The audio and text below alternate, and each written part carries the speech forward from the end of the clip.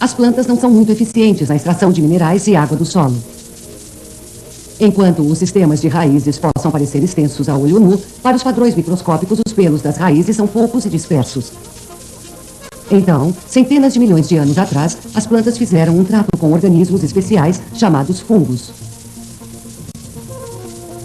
As plantas aceitaram a invasão dos fungos, que estendiam 1000 vezes mais seus sistemas de raízes.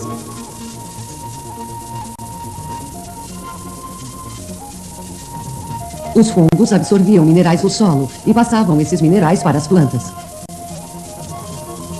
Mas trato é trato. Em troca, as plantas forneciam aos fungos alimentos orgânicos, que os fungos não sabiam fabricar sozinhos. Parecia a combinação perfeita, só que havia um problema.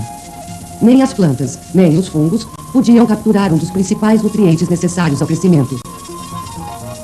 E esse elemento é o nitrogênio.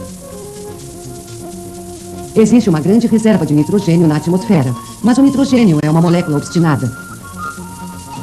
Os átomos da molécula estão firmemente ligados e nem a planta nem os fungos têm energia suficiente para partir a molécula e transformá-la em nutrientes.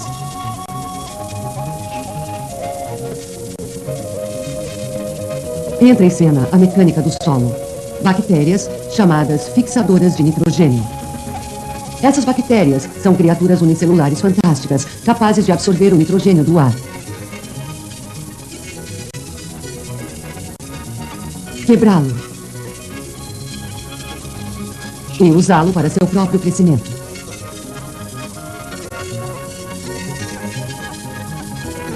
Os fungos podiam, então, assimilar o nitrogênio, banqueteando-se no lixo das bactérias. Ou nas próprias bactérias. Mas enquanto os fungos e as plantas dependiam dessas bactérias para o fornecimento de nitrogênio, não podiam crescer mais depressa do que o fornecimento de nitrogênio pelas bactérias. A estratégia, então, era conseguir nitrogênio adicional de outra fonte.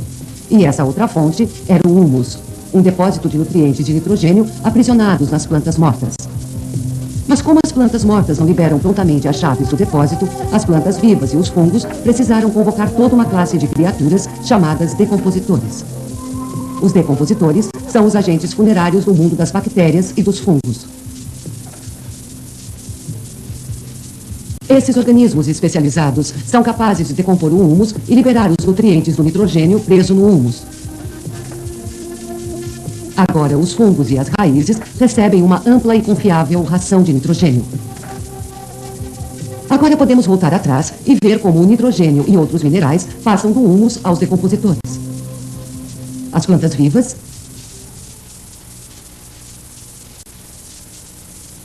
e de volta ao humus. Sozinhos, os processadores do solo liberariam os nutrientes do humus depressa demais para o uso pelas plantas. O solo proporciona a solução ideal. Libera lentamente cápsulas de alimentos minerais feitas com uma combinação de partículas de sedimento e barro, cercando um pequeno punhado de humus. Veja como funciona. Quando os micro-organismos comem humus, liberam um tipo de açúcar. O açúcar cola partículas minúsculas de sedimento e barro, às vezes formando uma cápsula, aprisionando o humus.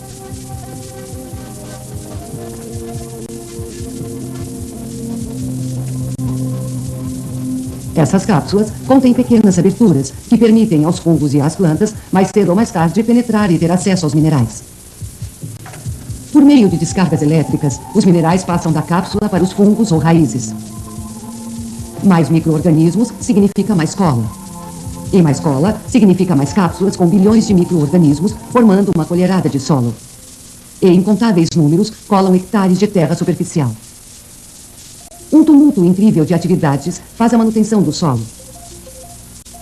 Caçadores blindados de alimentos percorrem o solo e mascam a matéria da planta morta. As minhocas aguardam sua vez para consumir os fragmentos. E passam seu descarte aos fungos e às bactérias. Para que a população desses micro-organismos não fique descontrolada, pequenos predadores os caçam e devoram. E à semelhança de tubarões famintos, criaturas unicelulares de todos os tipos devoram bactérias incessantemente.